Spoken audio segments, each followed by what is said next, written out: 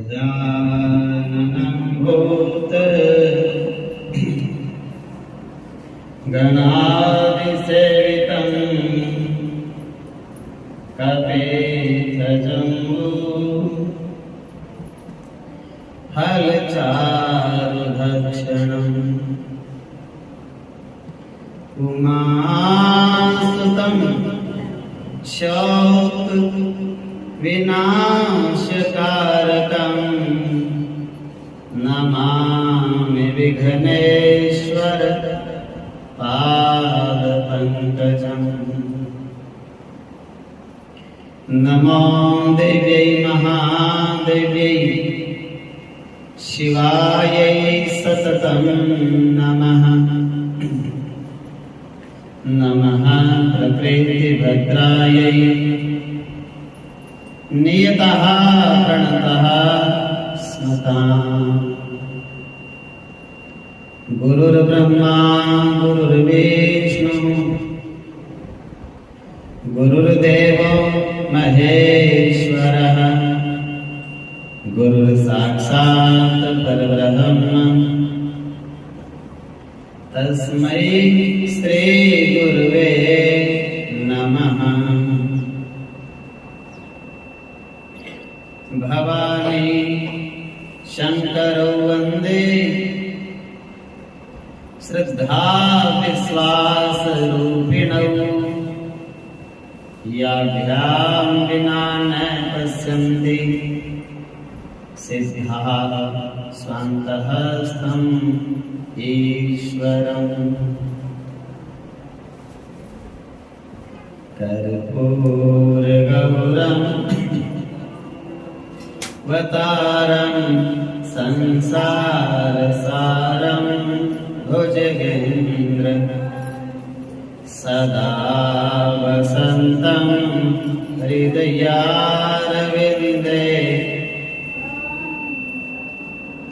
भवं भवानी सहितं नमामि भवं भवानी सहितं नमामि।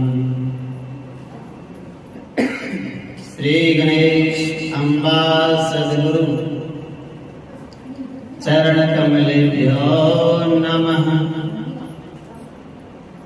भवानी शंकर भगवान की जय। नमः पार्वती पतये हर हर महादेव शिव शंभो। परम मंगलमय परात्पर अखिलेश्वर अकारण करुणा सिंधु भक्तवांछा कल्पतरु भूत भावन भगवान आशुतोष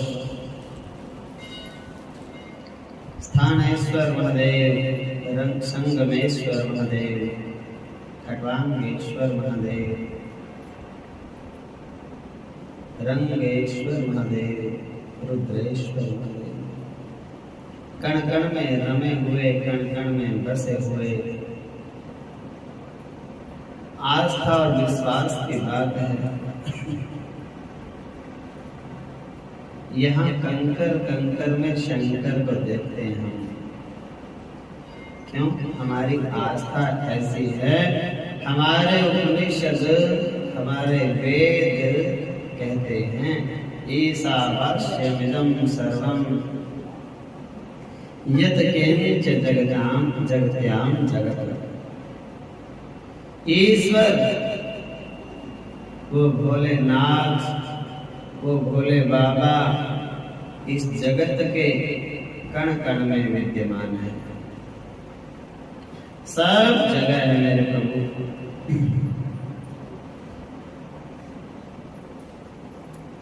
कल की कथा में आपने सुना गणेश जी के बारे में उद्यमशील हैं। चूल्हे पर बैठने का मतलब चूहे की तरह दिन रात नहीं देखना, मेहनत करो तो जम के करो, डट के करो। ये नहीं है कि मेरे को तो कोई पूछता नहीं, मैं क्यों करूं, ऐसे नहीं। कोई कहता है मेरे आगे पीछे कोई बरतने वाला तो है नहीं, मैं क्यों करूं। कोई कहता है मेरा आया ही नहीं होता करा हुआ, मैं क्यों करूं।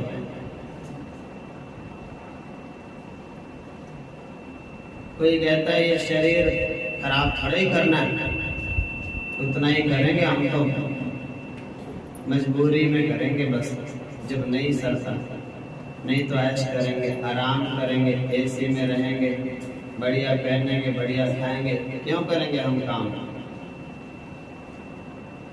जो आलसी व्यक्ति है, जो पसीने की मेहनत नहीं करता, जो अपना काम खुद नहीं करता, गणेश जी उसको पसंद नहीं होते। बोलो जय श्री कृष्ण। और जब गणेश जी प्रसन्न ही नहीं होते, अपना काम भी कोई सोचे दूसरा ही कर दे रहे, फिर उसके घर में रिद्धि सिद्धि आएगी कहां से। रिद्धि सिद्धि तो उसी के घर में आती है जो अपना काम स्वयं करता है, लगन से। ऐसे नहीं कि रात को बिस्तर से कपड़े उठाए को सोफे पे कुर्सियों पे रख दिए और सुबह कुर्सी सोफों से उठाए बिस्तर पे रख दिए, ऐसे नहीं। जहां उनकी जगह है सब सामान सुव्यवस्थित होना ही चाहिए। और रात को सोना है, सोने के टाइम पे तो बेड से कपड़े उठा के सोफों पे डाल दिए, और दिन में बैठना है सोफे के ऊपर, सोफे पे से उठाए बेड पे फेंक दिए। ऐसा काम में फिर सोचते रिद्धि सिद्धि क्यों नहीं हमारे घर में, बरकत क्यों नहीं। बरकत तो तब होएगी जहां से चीज उठाओ वहीं पे रखो, उसकी जगह है रखने की। जरूरत में उठा तो ली, और जरूरत पूरी होने के बाद पता ही नहीं वहीं पड़ी, 15 दिन हो गए वही चीज पड़ी रहती है। अब घर के सब उसको देख देख के निकल जाते हैं, उठाता नहीं कोई। बड़े लोग भी सोचते हैं देखो कोई उठाएगा, नहीं उठाता। हार के 10 दिन में 15 दिन में 2-4 बातें सुना के बुजुर्ग को ही उठानी पड़ती है। बोलो जय श्री कृष्ण। बातें भी सुनाएगा फिर वो, हाँ मैं देख रहा हूँ 15 दिन से ये चीज खराब कर दी, यहीं पड़ी है, किसी ने नहीं संभाली। फिर भी वो उठाएगा जो उस घर को अपना समझता है। और जिनको समझता है ना कि हम तो मिलने में आए हुए हैं, हमें क्या लेना देना, हमारा घर नहीं है, घर तो बस सास का ही है। कभी जिसको अपना ही नहीं दिखता घर, वो क्यों उठाएंगे, क्यों संभालेंगे। घर में तो जितने लोग रहते हैं, घर तो सबका है, छोटे का भी इतना ही है, बड़े का भी उतना ही है। जो चीज जहां से उठाओ वहीं पे सुव्यवस्थित रखो। जो चीज बिगड़ गई, खराब हो गई, उसी दिन ठीक कराओ। जो चीज नहीं काम की उसको जल्द से जल्द दे दो किसी भी को, कबाड़ी वाले को, या जहां भी उसकी जगह है उसको वहां पहुंचा दो। अपने घर में शुद्धि से सारी चीजें सही होनी चाहिए। टाइम पेस में शैल खत्म हो गया तो उसी दिन जलवाओ कह के, ये नहीं है कि 2 महीने तक रुका पड़ा है, बोले टाइम तो दूसरे में देख लेंगे, ऐसे नहीं। टाइम तो फोन में देख लेंगे, जरूरत ही नहीं। बंद घड़ी नहीं रखनी चाहिए। क्रैक शीशा, टूटा हुआ शीशा घर में नहीं रखना चाहिए। छत अपनी ऊपर से जाकर के महीने में 15 दिन में ध्यान से देखो साफ सुंदर है कि नहीं। छत साफ होनी चाहिए ऊपर से।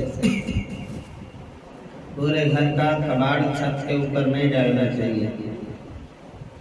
भगवान ने बड़ी मुश्किल से छत दी है, छत्र छाया है प्रभु की, उसकी देख रेख करो।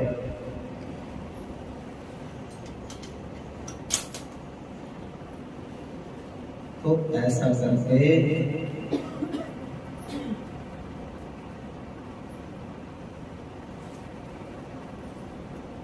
लगे रहो, खाली मत बैठो। कभी कुछ करा, कभी कुछ किया, कभी कुछ किया, कभी कुछ किया। घर में तो काम करते ही रहना चाहिए और नाम जपते रहना चाहिए काम के साथ साथ। करते करते भी काम नहीं चलता और हाथ पे हाथ धर के बैठ जाओगे, फिर सोचोगे रिद्धि सिद्धि आ जाए, लक्ष्मी भी आ जावे, साथ में बरकत भी हो जावे। मेहनत करने से, पवित्रता से रिद्धि सिद्धि आती है। दिन रात नहीं देखा जाता, जब टाइम लगे जब अपना काम कंप्लीट कर दो। ये सिखाते हैं गणेश भगवान। कार्तिकेय हैं गणेश जी के बड़े भैया, उनकी है मोर की सवारी।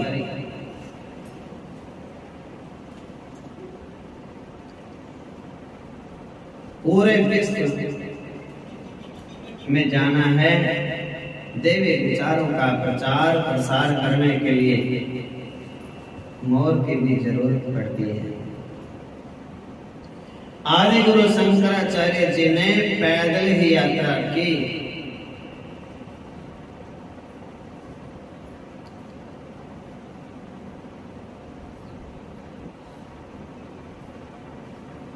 तो संत और संतरी दोनों देश को समर्पित होने चाहिए। संतरी किसे कहते हैं? फौजी को, सैनिक होता है ना, उसको संतरी कहते हैं। संत तपस्वी लोग होते हैं, सबके काम संवारते हैं, वो संत होते हैं। बिगड़े हुए काम को संवार देवे उसको साधु कहते हैं। काम बिगड़ने ही नहीं देना। दीन का, दुखी का, आस का, पड़ोस का, गांव का, शहर का, देश का बिगड़ते काम को तुरंत संभाल देवे, वो साधु है। कभी क्रोध ना करें, और क्रोध करे तो शांति स्थापित करने के लिए करे। उपद्रवियों ने आतंक फैला रखा हो, उन आतंकियों के ऊपर क्रोध कर सकता है शांति स्थापित करने के लिए। शांति को भंग करने के लिए क्रोध संत नहीं करता। तो संत और संतरी दोनों तो देश के अर्पण होने चाहिए। अब फौजी देश के अर्पण नहीं होगा, क्या रक्षा करेगा? और संत स्वार्थी होगा, समाज की क्या सेवा करेगा? वो तो अपने ही स्वार्थ में ही लगा रहेगा, वो संत नहीं है। संत है पूरे समाज को ऊंचा उठाए, एक अपने आप को नहीं, सबको बराबर वहां पकड़ के सब समझो, सब जागो, सब भजन करो, सब कमाओ, सब पुण्यदान करो, सब तीर्थ यात्रा करो, सबके बराबर उत्साह भर देवे, सब में हौसला भर देवे, सब में बच्चे में, बूढ़े में, सब में हौसला भर देवे, जीना सिखा देवे।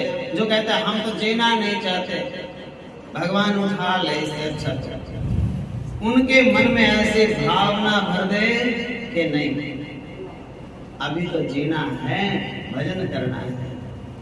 ऐसे विचार, ऐसी भावना जो आपके अंदर दृढ़ करे, वो संत है। देश की रक्षा देश के भीतर तो करते हैं संत, और देश की रक्षा बाहर सीमाओं के ऊपर करते हैं संतरी। अंदर फौजी रक्षा नहीं करते, अंदर तो संत रक्षा करते हैं। फौजी तो सीमा पे होते हैं, बॉर्डर पे होते हैं, और दोनों का एक जैसा स्वभाव होता है, संत का और संतरी का। दोनों आलसी नहीं होते। बोलो जय श्री कृष्ण। फौजी आलसी होगा, क्या देश की रक्षा करेगा वो? और साधु आलसी होगा, भजन पाठ ही छूट जाएगा उसका। तो वो तो एक दिन पूजा करेगा, 4 दिन फिर नहीं करेगा, आलसी है बेचारा। क्या दूसरे का उद्धार करेगा जब उसका खुद का ही नियम नहीं है? कोई उठने का नियम नहीं, खाने का नियम नहीं, सोने का नियम नहीं, खुद का ही उसका कोई नियम नहीं, दूसरों का क्या बेड़ा पार करेगा? नियम और संयम, ये 2 तो यम आपके पास होने चाहिए, तो तीसरा यम आपका कुछ नहीं बिगाड़ सकेगा, यमराज।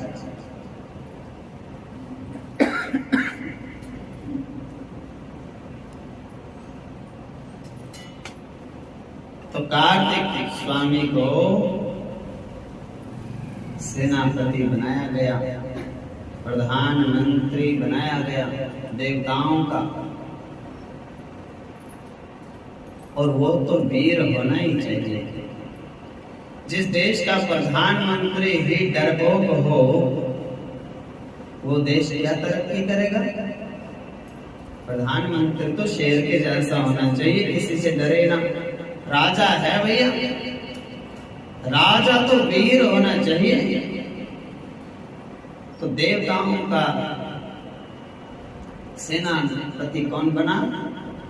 स्वामी कार्तिकेय, जो किसी से डरते नहीं, प्रकांड बुद्धिमान हैं, लड़ने के लिए प्राणों को राष्ट्र के प्रति न्यौछावर कर सकते हैं।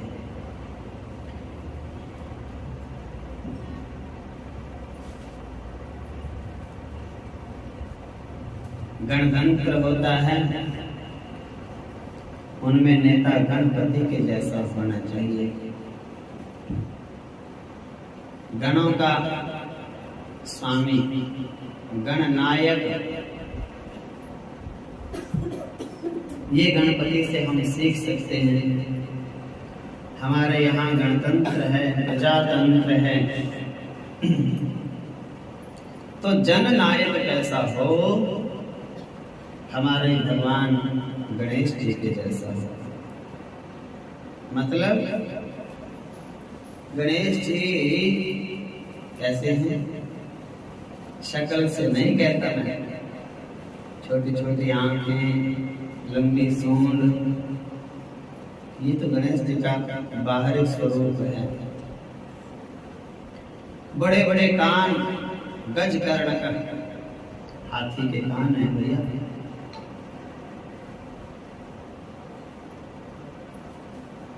इसका मतलब क्या है?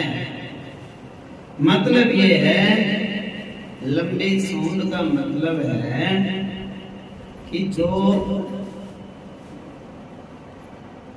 गणनायक हो, जो हमारा गणतंत्र में नेता हो, वो दूर से आभास कर ले आने वाली परिस्थिति का। लंबी सूंड का मतलब क्या है? दूर से ही सूंघ लेते हैं वो, भलाई बुराई, कड़वा मीठा, गंध कैसी है, सुगंधी है दुर्गंधी है, नेता ऐसे ही आभास सेंस होती है। ये हमारी नाक को देख करके, पढ़ करके, अध्ययन करके, इसके ऊपर रिसर्च करके, इसके ऊपर विज्ञान ने सेंसर सिस्टम बनाया। जो कहते हैं ना कि आदमी आया और शीशा अपने आप खुल गया, हाथ लगाने की जरूरत नहीं पड़ी, और आदमी चला गया और तो शीशा अपने आप बंद हो गया। उसको बोलते हैं सेंसर सिस्टम। उसको पता लग गया कि कोई आ रहा है तो खुल जाता है, और जब पता लगा कि वो अंदर चला गया या बाहर चला गया, अपने आप बंद हो जाता है। कहाँ से सीखा सबने? हमारी नाक से। जब हम निकलते हैं कहीं से, नाक हमारे को पहले ही बता देती है, या तो खुशबू वाला एरिया, ये बदबू वाला एरिया। हम कोई जाके थोड़े देखते हैं वहां पे, दूर से बता देती है। घ्राण इंद्रिय बड़ी, ये ऐसा ख्याल पहले से आ जाना चाहिए कि यहाँ ऐसा हो सकता है, आभास उसका पक्का हो।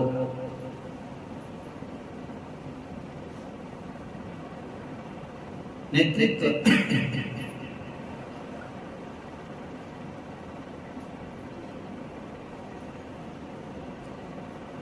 कई बार ऐसा होता है, जैसे शोभा यात्रा निकाल रहे हैं,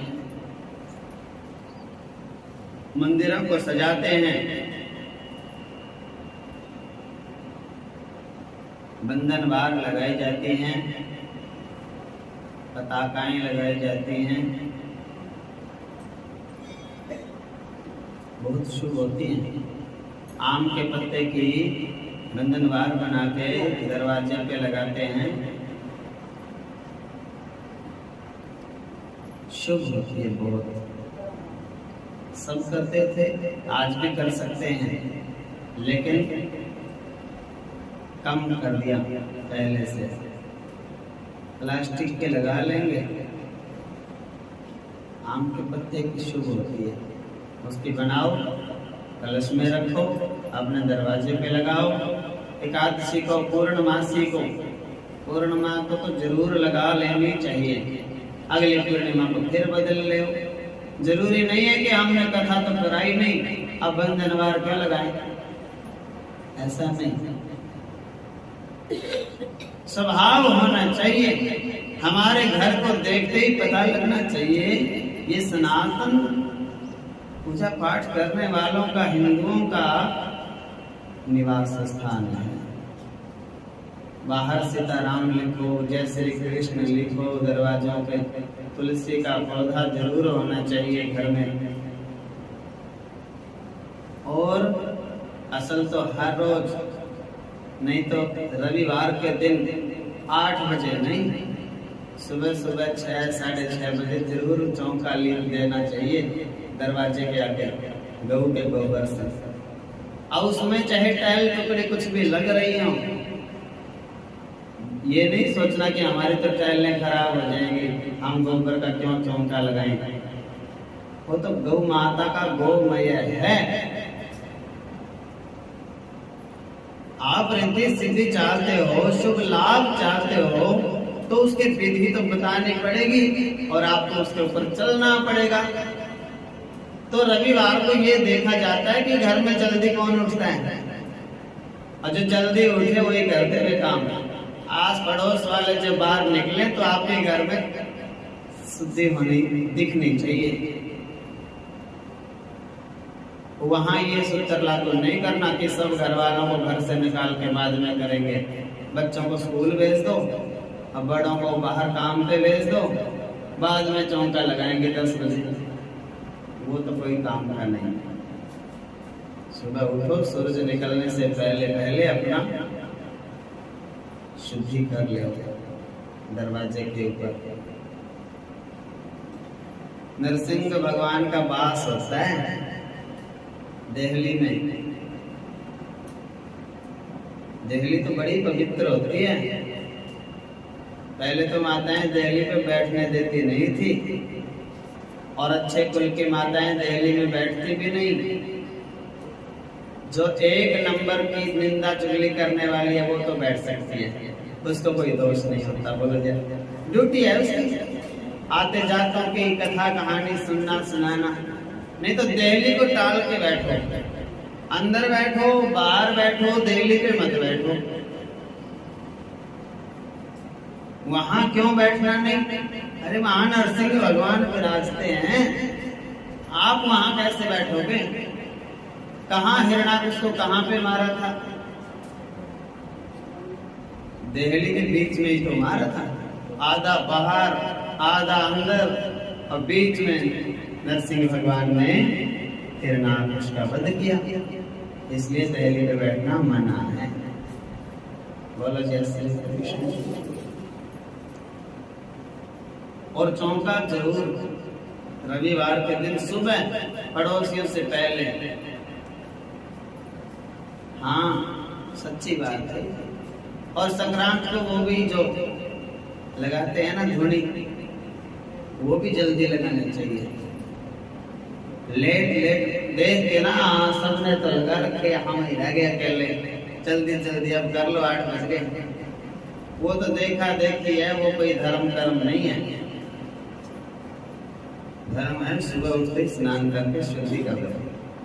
आज पड़ोस वाले है भाई देखो बढ़िया है, तो सुबह सुबह उठ के कर लिया तो वो भी सीखेंगे, सबका आलस दूर हो जाएगा, सब भक्ति लगेंगे। पक्के भी मकान बना रखे हों, टाइलें लगा रखी हों, बढ़िया वाला पेंट भी कर रखा हो, तो भी किसी कागज के टुकड़े पे लिखे राम राम सीता राम राधे कृष्ण हरे कृष्णा कृष्णा कृष्णा हरे हरे, हरे राम राम, ऐसे महामंत्र लिखो एक कागज के स्लिप के ऊपर, और मेन दरवाजे के दोनों तरफ चिपका दो। ना तो रंग खराब होता, ना पत्थर खराब होता, कुछ खराब नहीं होता। और नहीं लिखोगे तो जेवर ही खराब हो जाएगा, फिर क्या करोगे? ईंट पत्थर का जिंदगी राम के नाम के बिना जब खराब हो जाएगी, ईंट पत्थर रंग रोगन का करोगे क्या? राम का नाम देखो, विभीषण को पार उतार दिया।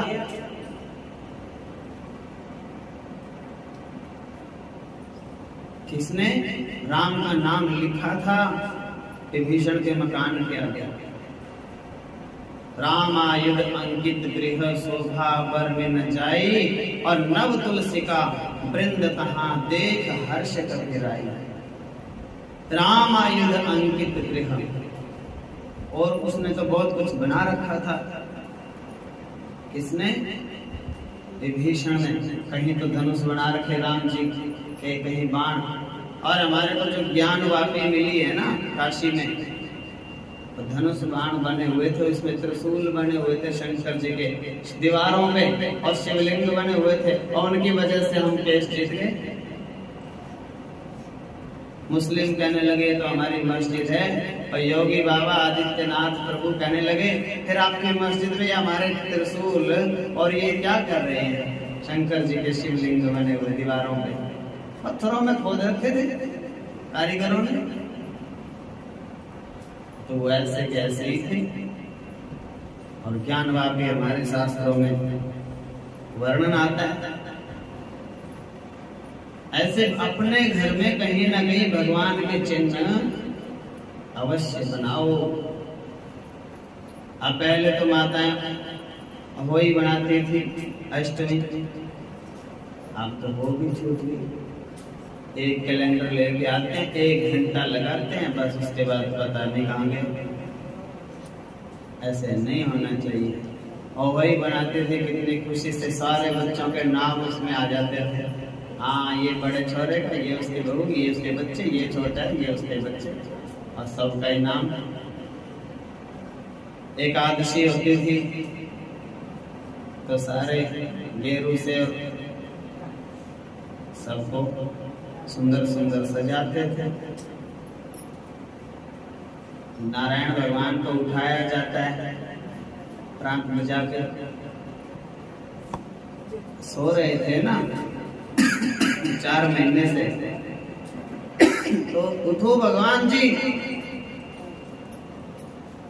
जागो, त्रैलोक्य मंगलम कुरु, ऐसे करके। अब बच्चों को गेरू का ही नहीं पता कईयों को तो क्या होता है, और माँ बाप भी मॉडर्न हो गए, बोले बच्चे नहीं बनाने देते तो रहने दो। अरे जब तक बैठे हो तब तक तो करो, इतने तुम भी इतने मॉडर्न नहीं बनना चाहिए। जिसको सब ज्ञान है, जिसको सब करना आता है, जिसने पूर्ण जीवन किया, अब जाते जाते क्यों मुंह मोड़ रहे हो अपने धर्म से? तो जब तक मैं बैठी हूं तब तक तो सारे रीति रिवाज जरूर करूंगी अपने हाथ से, बाद में तुम करना ना करना तुम्हारा घर बार। इन्हीं से तो सनातन धर्म है, इन्हीं से सनातन संस्कृति है, जरूर करना चाहिए।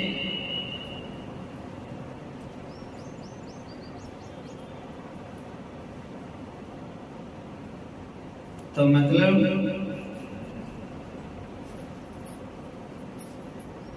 शुभ लाभ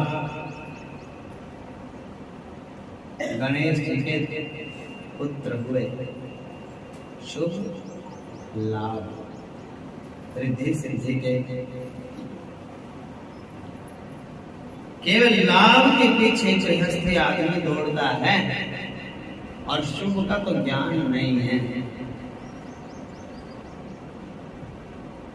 लाभ के पीछे दौड़ रहा है, लाभ हो जाए, 2 पैसे के 8 पैसे बन जाए, लाभ के पीछे दौड़। ये पता ही नहीं शुभ क्या है हमारे लिए, शुभ को भूल गया।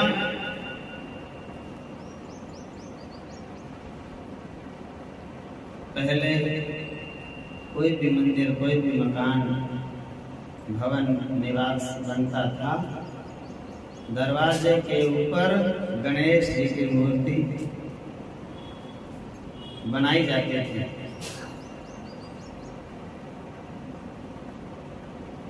कोई भी बिल्डिंग बनती, थाई दरवाजे भी कुछ भी बनता,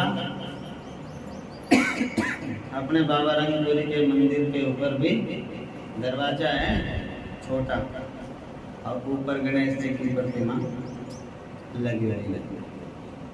नियम है, ये सिद्धांत है। दोनों तरफ शुभ लाभ लिखते हैं, ऊपर गणेश जी, दरवाजे के ठीक ऊपर।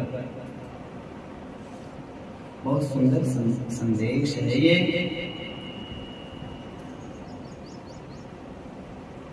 अपने कार्य में कुशल है। देवों के देव महादेव का परिवार बड़ा अद्भुत है। एक पुत्र ने समाज सेवा के लिए जीवन समर्पित कर दिया, दूसरे पुत्र ने सदगृहस्थों के नायक के रूप में सदगृहस्थ आश्रम में प्रवेश करके सबको सिखाया कि शुभ और लाभ और रिद्धि और सिद्धि के लिए तो एक तो घर में शुद्धि होनी चाहिए, और दूसरा आलस को त्याग के और मीठी बोली होनी चाहिए। बोलो जैसे। ज्यादा काम लंबा नहीं है, 2 बातें हैं। एक तो घर में शुद्धि होनी चाहिए,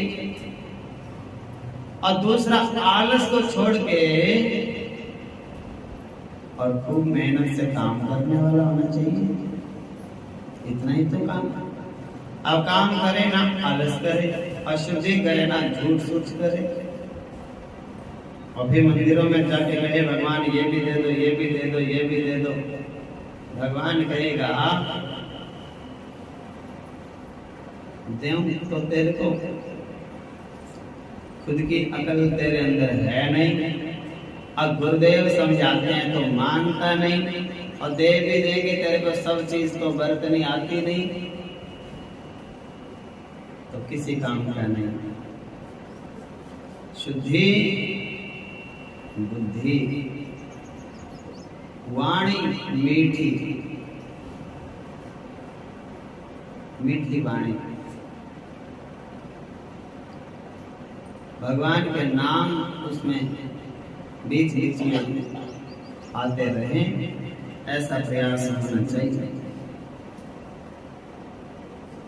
विपरीत लोग इकट्ठे हुए महादेव जी के घर में, सब एक तरफ चूहा एक तरफ सांप।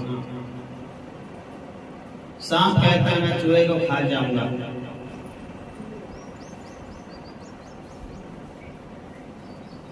इधर नंदी है इधर सिंह है, माँ दुर्गा पार्वती का शेर है और शंकर जी का नंदी।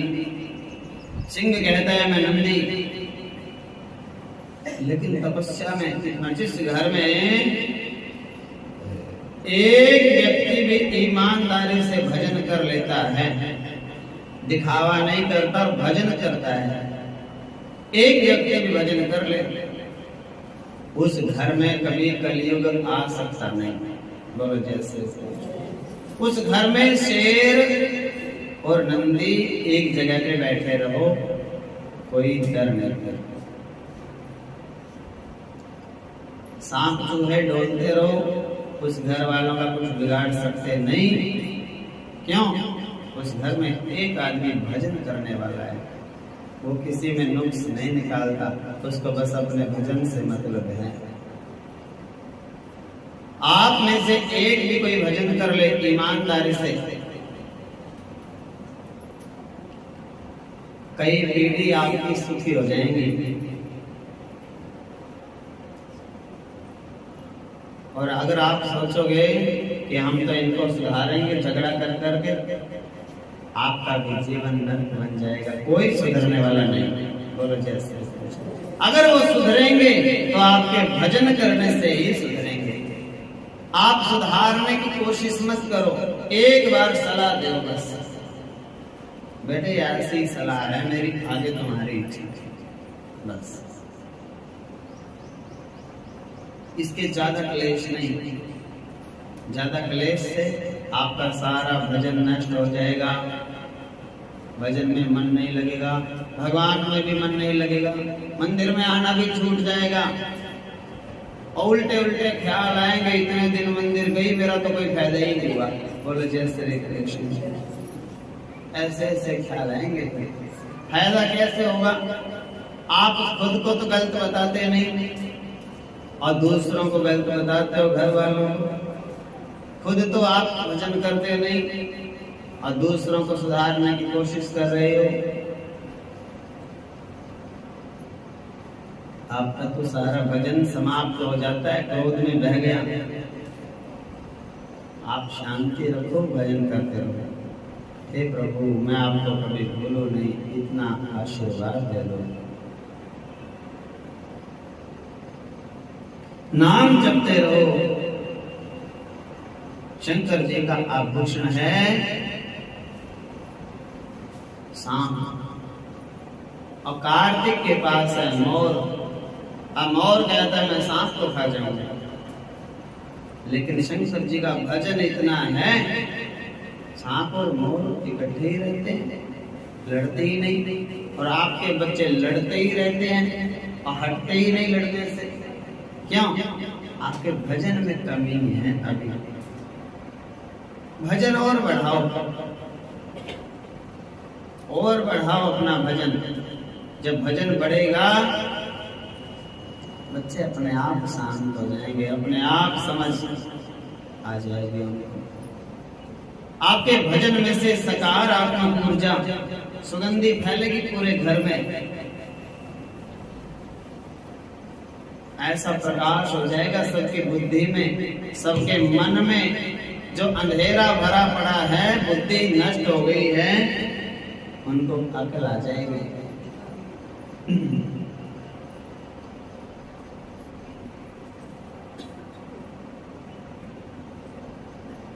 रूठने मनाने की बात भी सब घरों में होती है।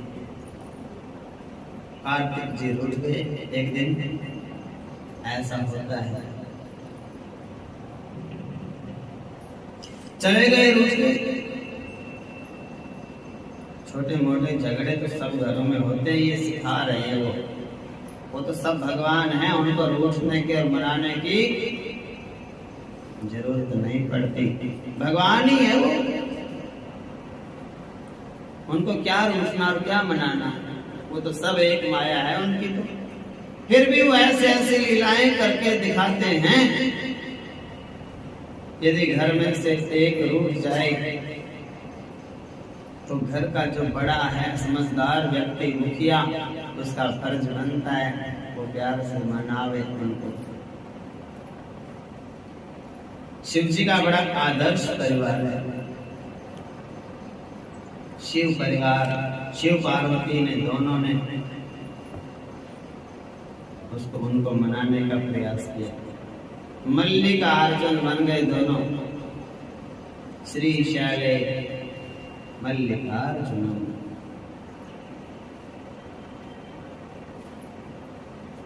और शिव परिवार ही हम सब हैं। शिव भगवान, माता पार्वती तो जगत के माता पिता हैं, हमारे भी माता पिता हैं। और जैसे उनके बच्चे गणेश कार्तिकेय, ऐसे उनके बालक हम सब। बांधवा शिव भक्ताश्च स्वदेशो भुवनत्रयम्। माता पार्वती देवी और पिता देवो महेश्वर और बंधवा शिव भक्ता स्वदेशी भुवनत्रयम्। जितने शिव भक्त हैं वो सब मेरे भाई बहन हैं, और शिव पार्वती मेरे माता पिता हैं, और हम तो शिव की संतान हैं सब। तुलसीदास जी ने यही बात तो लिखी। जगत मातो पितो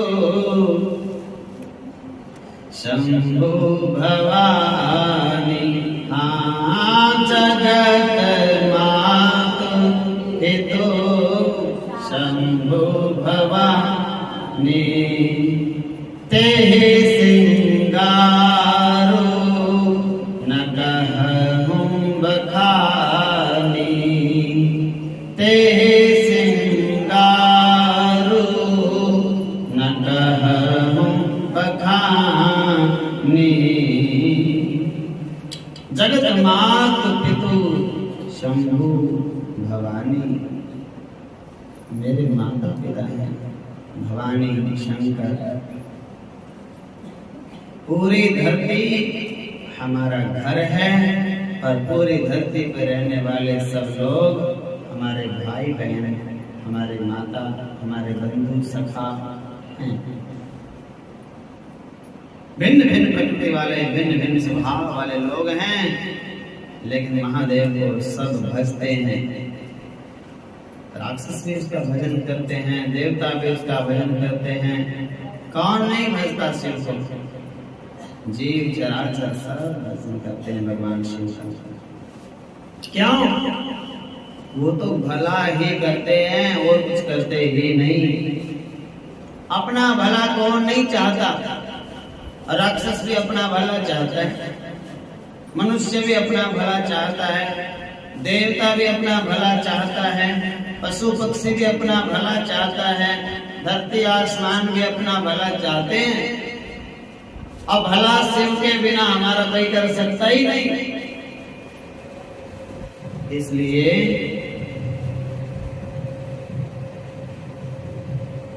शिव के बिना हमारा उद्धार नहीं हो सकता, हमारा कल्याण नहीं हो सकता।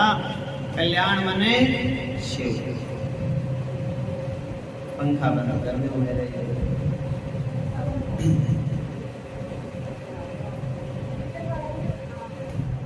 अलग अलग स्वभाव है। देखो, जो सबको अपना परिवार मानने में जो आनंद है, वो अलग अलग परिवार मानने में आनंद नहीं है। अपने अपने घरों में आप सब लोग रोटी रोज बनाते हो, दाल फुल्का भोजन तो रोज बनता ही है सबके घर में। भगवान की कृपा है माँ अन्नपूर्णा की।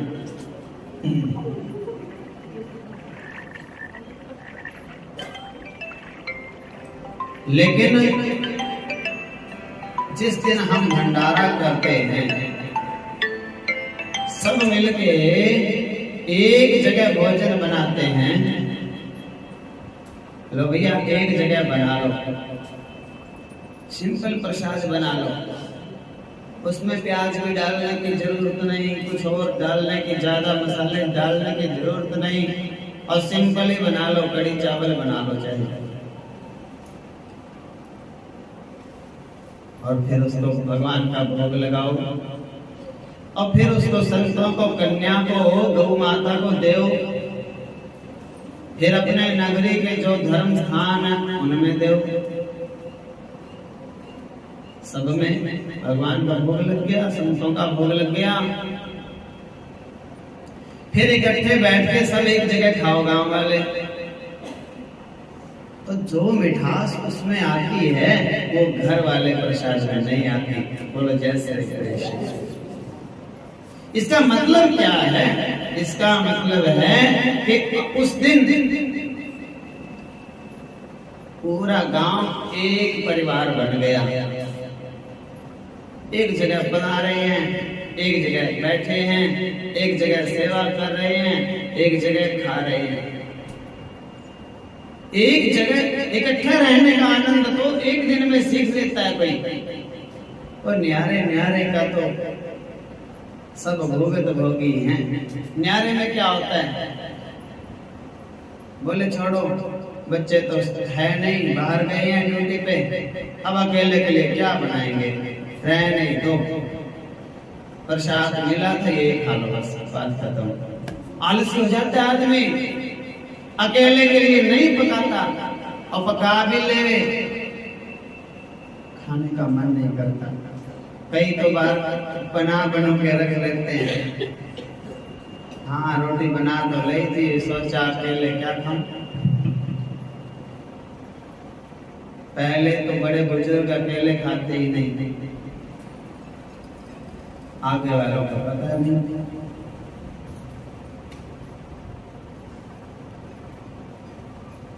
आगे वालों को बनाने का शौक ही नहीं, उनको तो बना बनाया चाहिए। बोलो जय श्री कृष्ण। तो वसुधा एव कुटुंबकम, पूरी धरती हमारा घर है।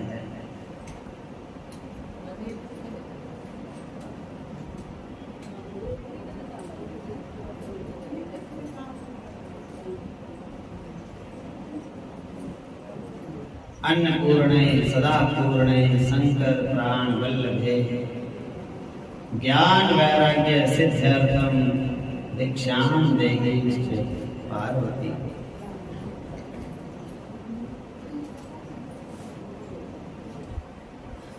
माँ है हमारी पार्वती माता,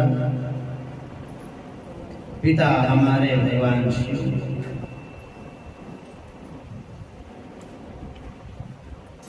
ग्रहण करें, जो उन्होंने दिया है उसको स्वीकार करो।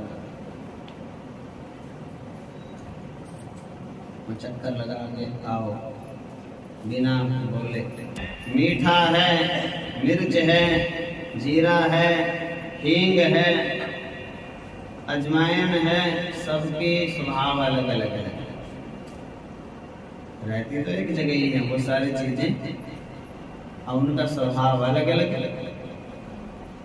कोई सोचे सबका स्वभाव एक जैसा हो जाए, एक जैसा स्वभाव हो जाएगा तो आनंद ही नहीं आएगा। और सारी चीजें मीठी हो जाए, गुजरात में सारी चीजें मीठी होती हैं। बोलो जय श्री कृष्ण।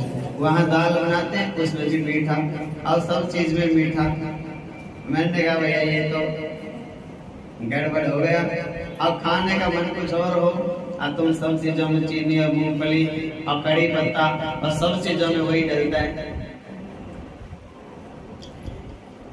तो रसोई में जैसे अलग अलग चीजें हैं, तो जो कुछ है वहां पे सब उपयोगी हैं। ऐसे घर में सबका स्वभाव अलग अलग होता है। बड़े का स्वभाव अलग, बेटे का स्वभाव अलग, पिता का स्वभाव अलग, बच्चों का स्वभाव अलग, माताओं का स्वभाव अलग, सबका स्वभाव अलग अलग होता है। अब कोई कोई मूर्ख ऐसा समझता है कि ये सारे मेरे जैसे बन जाए तो ठीक है, और तेरे जैसे कैसे बन जाएंगे? अब गुड़ सोचेगा मिर्च भी मेरे जैसी बन जाए, अब गुड़ तो मीठा है, अब मिर्च भी मीठी बन गई, कैसे बात बनेगी? जितने भी अपने घर में लोग होते हैं, अच्छा सबसे नालायक सबसे शरारती जो बच्चा होता है, बहुत बोलता है, चुप नहीं होता, बैठता नहीं टिक के। कोई कोई बालक ऐसा होता है चंचल, उछल कूद ज्यादा करता है, शरारत ज्यादा करता है, बोलता ज्यादा है। और उसकी अम्मा कहती रहती है इसने तो मेरा सिर, हाँ, और फिर उस अम्मा को पूछना पकड़ के, जिस दिन वो मामा पे चला जाएगा फिर उस अम्मा को पूछना, हाँ कैसे है? हाँ बोले वैसे तो ठीक हो, मन नहीं लग रहा, आज वो नहीं है ना शरारती, आओ शरारती के बिना मन ही नहीं लगता। और जब वो 2-4 दिन में आ जाता है फिर उसको ऐसे पकड़ पकड़ के कहती है देखा कमजोर हो गया हाँ मैंने कहा था भाई मत लेके जाया कर मेरे पोते को, वहां से देखो किसी को तो जुकाम, किसी को बुखार, किसी को कुछ, हाँ कमजोर करके ले आए सबको। तू जब तेरे पास होता है तब तो कहती है मेरा सिर फोड़ दिया इसने, जाता है तो तेरा मन नहीं लगता, आता है तो तेरे को कमजोर कमजोर दिखता है। दादी को और माँ को एक आदत होती है, बेटा चाहे कितना भी तगड़ा हो जाए उनको कमजोर ही दिखता है। बोलो जय श्री कृष्ण। दादी को और माँ को नहीं अपना बच्चा कभी तगड़ा दिखता है, और घर वाले कहेंगे अब ये तगड़ा हो गया, नारे नजर लगाओगे कहीं नहीं तगड़ा तगड़ा हो रहा, ऐसे ही बोलते रहते हैं। मुश्किल से तो रोटी खाने लगा है 2 दिन से, अभी तुम नजर लगा दो इसको। ऐसी ममता होती है माताओं में, ऐसी भावना, ऐसा प्रेम, उन्हीं के आशीर्वाद से बच्चे पलते हैं, पालन पोषण हो जाता है उनका।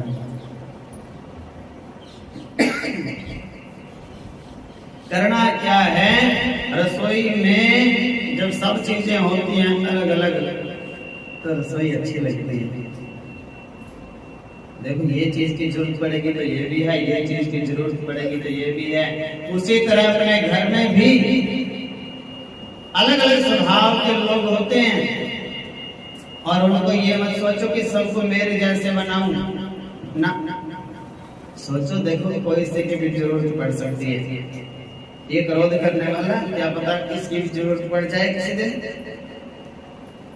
ये कंजूस है और कंजूस की भी जरूरत पड़ जाती है एक दिन। हाँ 2 पैसे हाथ में ना हो कंजूस पे तो मिल ही जाएंगे।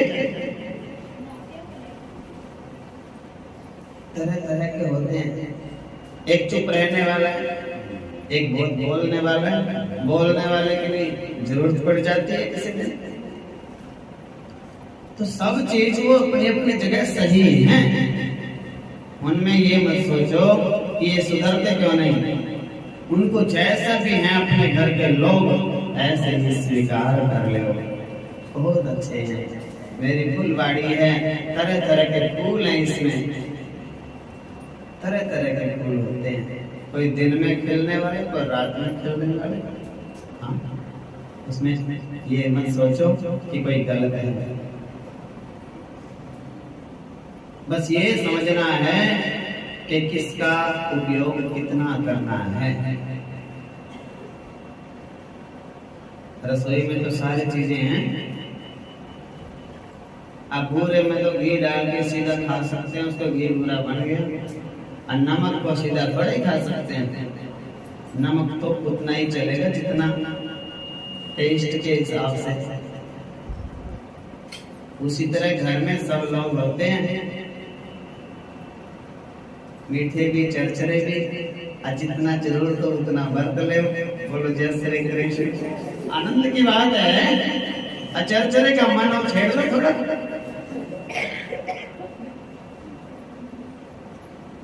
एक बात सुना दो बस, कैसे 4 तो सुनाई देगा। हाँ लो हो गया मनोरंजन अपना। बोलो जय श्री कृष्ण।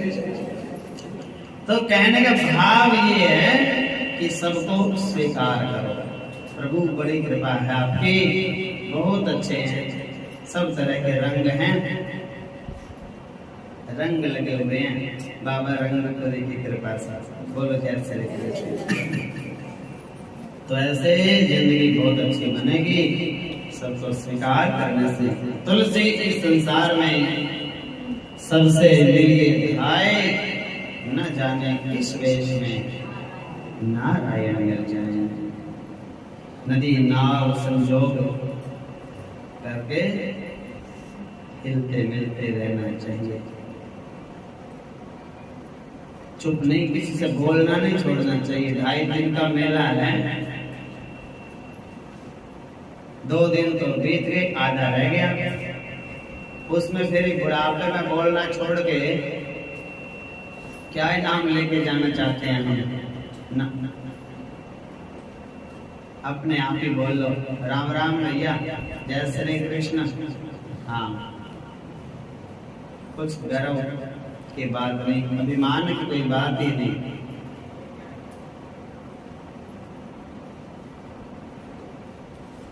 तो ऐसा करते हुए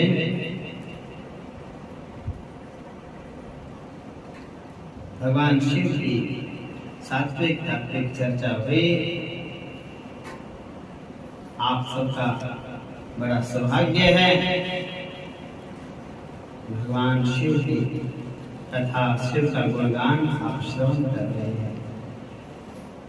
नमः पार्वते पते हर हर भोलेनाथ से निराला, गौरीनाथ से निराला कोई और नहीं। भोलेनाथ से निराला, गौरीनाथ से कोई और नहीं, और नहीं कोई और नहीं। हाँ, और नहीं कोई भोलेनाथ से निराला, गौरीनाथ से निराला कोई और नहीं। भोलेनाथ से निराला, गौरीनाथ से निराला कोई। इनका डमरू डम डम बोले, अगम निगम के भेद खोले। इनका डमरू डम डम बोले, अगम निगम के भेद खोले। अगम निगम के ऐसा डमरू बजाने वाला, डमरू बजाने वाला कोई और नहीं। भोलेनाथ से निराला, गौरीनाथ से निराला कोई और नहीं। भोलेनाथ से निराला, गौरीनाथ से निराला कोई और नहीं। काया जब जब करवट बदले, पाप चमकते अगले पिछले। काया जब जब करवट बदले, पाप चमकते अगले पिछले। काया जब जब करवट बदले, पाप चमकते अगले पिछले। अब मुझको बचाने वाला, मुझको बचाने वाला कोई और नहीं। भोलेनाथ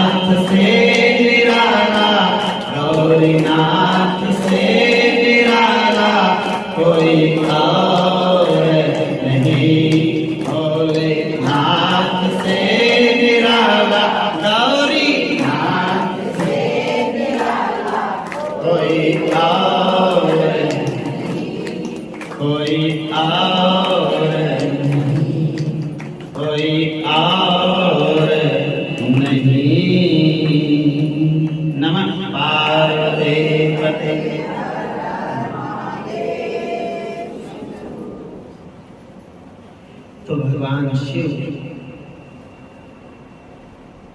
महापुराण की जो आप कथा सुन रहे हैं, इसमें बताया गया है, इसमें बताया कि शिव जो हैं वो सबकी आत्मा है। सुखदेव स्वामी ने तो भागवत सुनाई नहीं। और सुखदेव जी कहते हैं कृष्ण सबकी आत्मा है।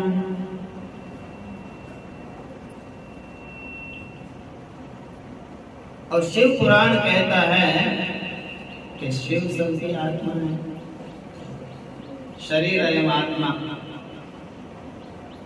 जितने भी देहधारी शरीरधारी लोग हैं दुनिया में, सबकी आत्मा शिव है। भगवान शिव को अष्टमूर्ति कहा जाता है। अष्टमूर्ति सनातन, भगवान शिव की 8 मूर्तियों में से एक मूर्ति है आत्मा। आत्मा के रूप में भगवान शिव सभी प्राणियों के अंतःकरण में विराजमान है। मन में ये भाव आवे कभी कभी, हमने तो सुना है राम और कृष्ण सबकी आत्मा है। आप कहते हैं शिव सबकी आत्मा है। 2 बातें हो गई। जब सबकी आत्मा राम है, सबकी आत्मा कृष्ण या हरि हैं, तो हम क्या समझें? पक्का पक्का बताओ। गोपियां श्री कृष्ण को कहती हैं कि सभी प्राणियों के आत्मा आप हो। हे श्याम सुंदर, आप प्रत्येक शरीरधारियों के प्राण प्रियतम हो, क्योंकि आप सबके आत्मा हो। आप सबके प्राण प्रिय बंधु हैं, क्योंकि आप सबके प्राण प्रिय आत्मा हैं। यहाँ सुखदेव जी का भाव क्या रहा होगा? गोपियों की भावना क्या थी? कृष्ण को सबकी आत्मा बोलते हैं, और उधर सुखदेव जी व्यास जी महाराज राजर्षि भगीरथ के माध्यम से, व्यास जी ने कथा सुनाई गई को भगीरथ को शिव कथा, और कहा हे भागीरथ सबकी आत्मा शिव है। भागवत का उदाहरण इसलिए दिया क्योंकि भागवत वैष्णव धर्म में प्रमाण पूज्य ग्रंथ है। वैष्णव लोग जो हैं, अयोध्या वाले, मथुरा वृंदावन वाले, विष्णु को मानने वाले, उनमें अगर कोई बताया जाता है कि ये बात बताओ, क्या सबूत है तेरे पास? जो आप ये बात बोल रहे हो, सबूत क्या है? तो वृंदावन वासी और मथुरा अयोध्या के रहने वाले एक ही बात बोलते हैं, भागवत में लिख रखा है, इससे ऊपर सबूत कुछ नहीं हो सकता। बोलो जैसे भागवत में लिख रखी है बात, और क्या सबूत होगा इससे बड़ा? भागवत उनके लिए प्रामाणिक ग्रंथ है, पुराण मूलम वैष्णव नाम धनम। वैष्णवों का धन है कौन? भागवत। शास्त्र भी ये बात आप अवश्य माने, क्या कि जो शास्त्र में लिख दिया वो सत्य है। यदि आप भगवान को पाना चाहते हो तो शास्त्र की बात में शंका नहीं होनी चाहिए। सत्य सत्य लिखा है, ये देखो भागवत में लिख रखा, अब फिर भी आप मानते नहीं, फिर आप कृष्ण और राम के भक्त बनने के लायक भी नहीं।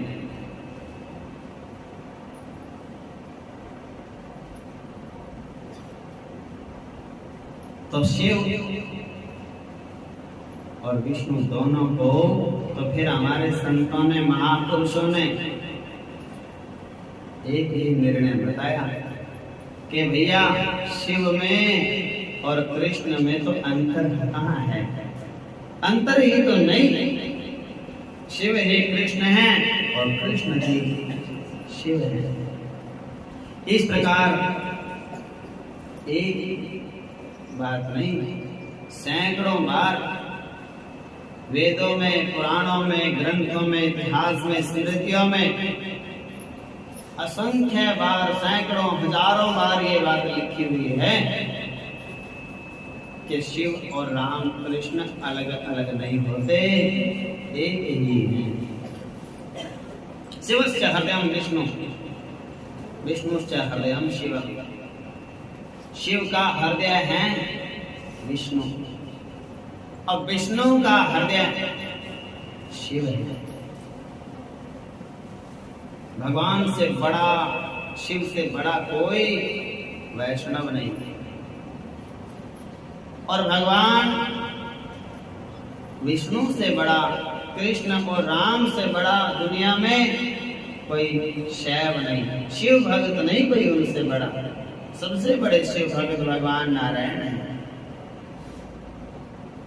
श्रीमद् भागवत के 12वें स्कंद में अंतिम अध्याय में श्लोक आता है, निम्न गानाम यथा गंगा, देवानाम अच्युतो यथा, वैष्णवानाम यथा शंभु, पुराणानाम इदं तथा। भागवत जी में लिखा है, जैसे नदियों में सबसे बड़ी नदी गंगा मैया है और देवताओं में सबसे बड़े नारायण भगवान हैं और वैष्णवों में सबसे बड़े भगवान शिव हैं और पुराणों में भागवत के वैष्णवों के लिए, राम कृष्ण के भक्तों के लिए सबसे बड़ा ग्रंथ श्रीमद् भागवत महापुराण है। बोलिए श्रीमद् भागवत महापुराण। ये श्रेष्ठ है। जिस प्रकार वैष्णवों में भगवान शिव श्रेष्ठ हैं, ऐसे शैवों में श्री हरि नारायण भगवान सबसे बड़े शिव भक्त हैं। इनसे बड़ा भक्त न भूतो न भविष्यति, ना कोई पहले हुआ ना आगे हो सकता कोई। महाशिव भक्त हैं। भक्ति सुधा ग्रंथ में एक ग्रंथ है जिसका नाम है भक्ति सुधा। पूज्यपाद स्वामी करपात्री जी महाराज का लिखा हुआ है। तो वो भाव उन्होंने लिखा है, ये दोनों देवता अद्भुत हैं, शिव और विष्णु। ये गुणातीत हैं, गुणों से ऊपर उठे हुए हैं। सनातन परमात्मा ही हैं, हरिहर।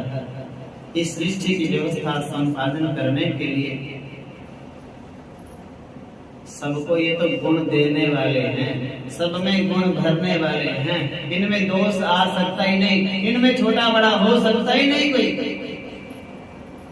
गुण तो और गुण और दोष तो आम व्यक्ति में होते हैं।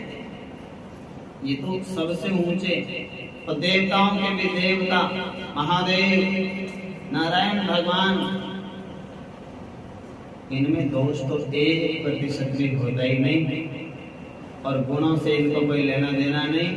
ये तो ऊंचे हैं गुणों से भी और दोष से भी। उसको बोलते हैं गुणातीत। फिर भी ये लीला करने के लिए 3 गुणों को अपना लेते हैं, सतोगुण और रजोगुण और तमोगुण। क्यों अपनाते हैं? विष्णु कहते हैं मैं सतोगुणी, ब्रह्मा कहते हैं रजो, शिव कहते हैं तमोगुण से मैं। ये जानबूझ के लीला मात्र, खेल खेलने के लिए, संसार की माया के लिए।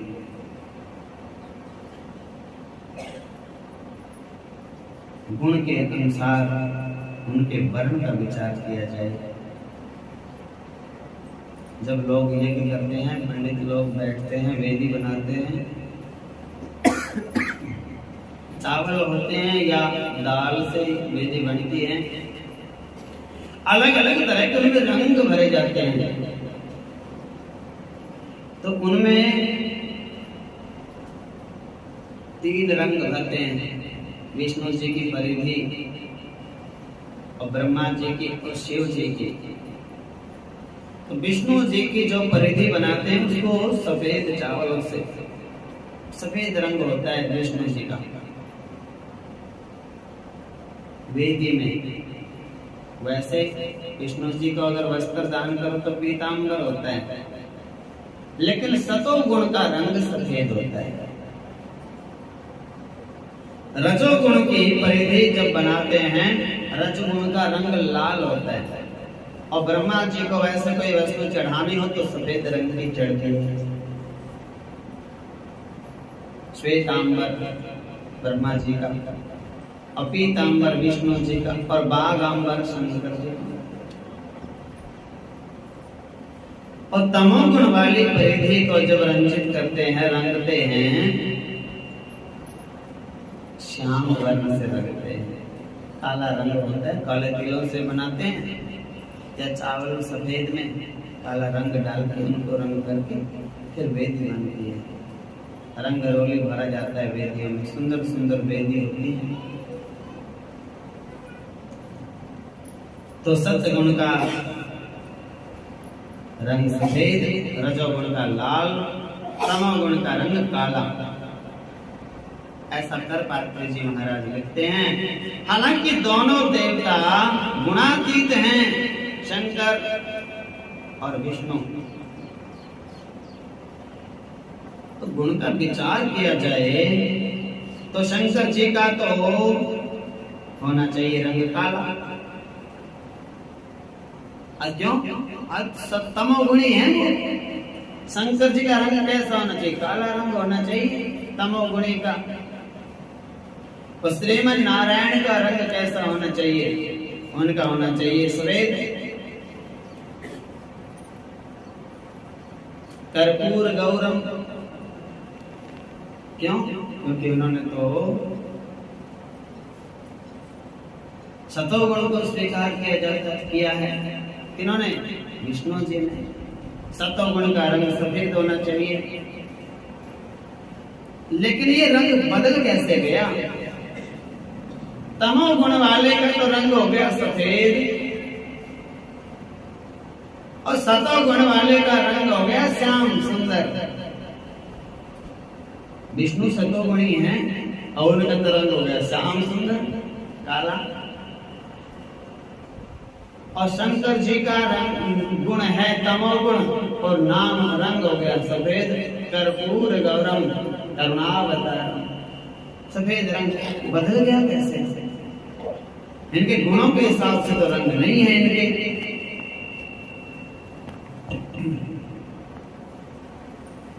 तो यहाँ पे स्वामी जी एक भाव देते हैं। संतों ने पूछा, गुरु जी ये बदल गया कैसे? तो करपात्र जी महाराज कहते हैं, ये अपने स्वामी का ध्यान करते करते वो स्वामी वाला रंग चढ़ गया उनमें। बोलो जय श्री कृष्ण। सतोगुण का ध्यान कर रहे थे शंकर जी, विष्णु का ध्यान कर रहे थे, तो विष्णु का रंग तो आ गया शंकर जी में, और शंकर जी का ध्यान कर रहे थे विष्णु जी, और विष्णु जी में आ गया शंकर जी वाला रंग। बोलो जय श्री कृष्ण। बोले ध्यान करो तो इतना करो, लाल ना रंगाऊं मैं हरी ना रंगाऊं, अपने ही रंग में रंग दे चुनरिया, श्याम पिया रंग दे चुनरिया। भगवान शिव कर्पूर गौरम, कपूर के समान कुंद और इंदु, कुंद का पुष्प सरस्वती माता को चढ़ता है। या कुंद इंदु तुषार हार धवला। इंदु चंद्रमा, चंद्रमा के जैसा सफेद, और कुंद के पुष्प के जैसा श्वेत। तो कहते हैं भगवान श्री हरि का ध्यान किया, शुक्ल वर्ण का ध्यान किया,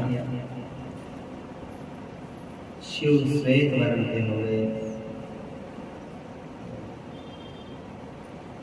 कुंद इंदु समदेह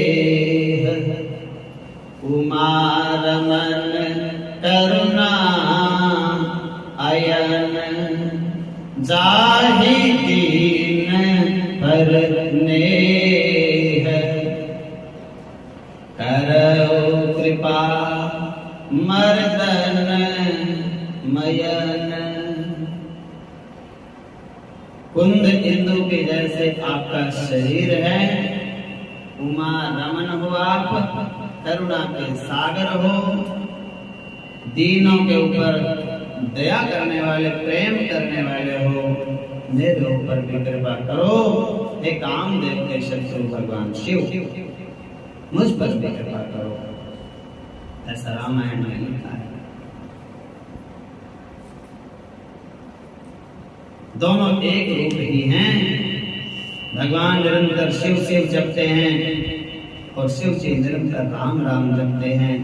ऐसा उनका स्वरूप है।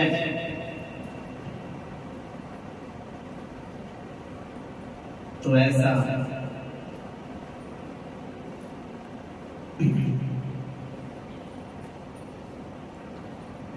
कई बार शिव भक्तों में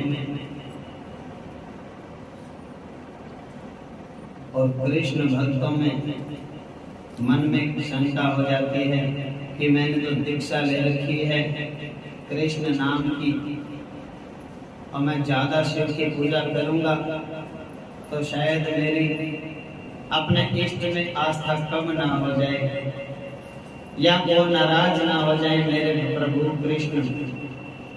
और कई बार शिव के भक्तों में ऐसा मन में आ सकता है कि देवों के देव तो महादेव हैं, फिर मुझे और किसी की शरण में जाने की क्या आवश्यकता है। तो यहाँ संतों ने बताया कि भैया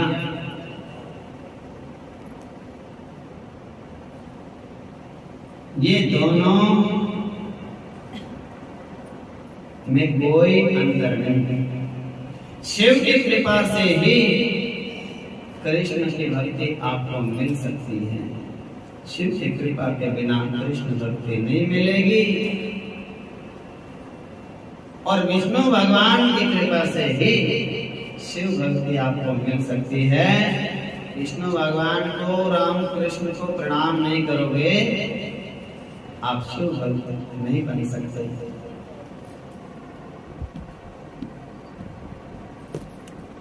संतों में ऐसे उदाहरण बहुत बार देखने को भी मिलते हैं। राधा वल्लभ लाल जी के संत हैं, उनमें सब लोग देखते होंगे स्वामी प्रेमानंद शरण जी महाराज। वो शिव भक्त थे और काशी में रहते थे। सन्यासी थे वो, हमारे संप्रदाय के ही थे, और वो काशी में रहते थे। एक दिन भोले बाबा का दर्शन हो गया उनको, और बाबा कहने लगे भैया आप कभी वृंदावन क्यों नहीं जाते? आप वृंदावन भी जाना चाहिए। काशी में तो आप रहते हो, पर वृंदावन भी जाना चाहिए। और बाबा वृंदावन आए, राधा वल्लभ लाल के दर्शन किए, और भगवान शिव की ऐसी कृपा हुई उनके ऊपर। राधा वल्लभ लाल के दर्शन करके वहां जो पुजारी जी बैठे थे, वो स्वामी जी उनके चरणों में लेट गए। बोले महाराज जी मुझे इनका नाम ले दो। उनके पुजारी जी से नाम लेके प्रेमानंद शरण जी ने, और वहीं से राधा राधा का जाप शुरू कर दिया, और मन में संकल्प कर लिया कि अब वृंदावन छोड़ के कभी जाएंगे नहीं। बोलो जैसे शिव की कृपा से ही भक्ति मिलती है राधा कृष्ण की। तो और कृष्ण और विष्णु की कृपा से शिव की भक्ति मिलती है। सती ने वरदान किससे मांगा? विष्णु से। सती ने वरदान शिव से नहीं मांगा कि मुझे आपकी भक्ति चाहिए। जब दक्ष के यज्ञ में सती अपने शरीर को त्यागने लगी, विष्णु भगवान के सामने हाथ जोड़ के खड़ी हो गई। सती मर्द हरि से वर मांगा, जन्म जन्म शिव पद अनुरागा। अरे सती को भी बिना विष्णु की कृपा से शिव भक्ति नहीं मिल सकती, हमें और आपको कैसे मिल सकती है? सती को भी शिव भक्ति विष्णु भगवान की कृपा से प्राप्त हुई। तो ऐसा करके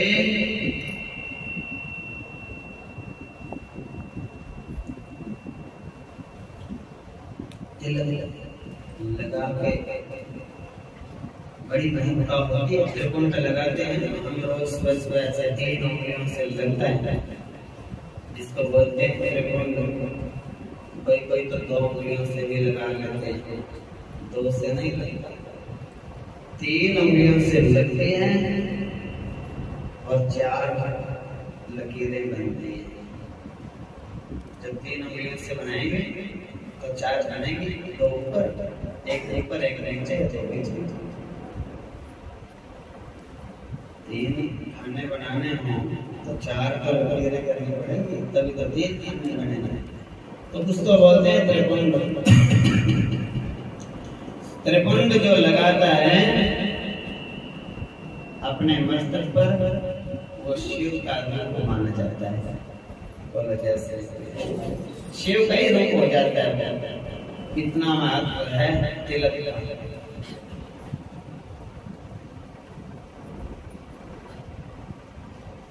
और भगवान नारायण के लिए और आजकल तो बड़ी कृपा है प्रभु की।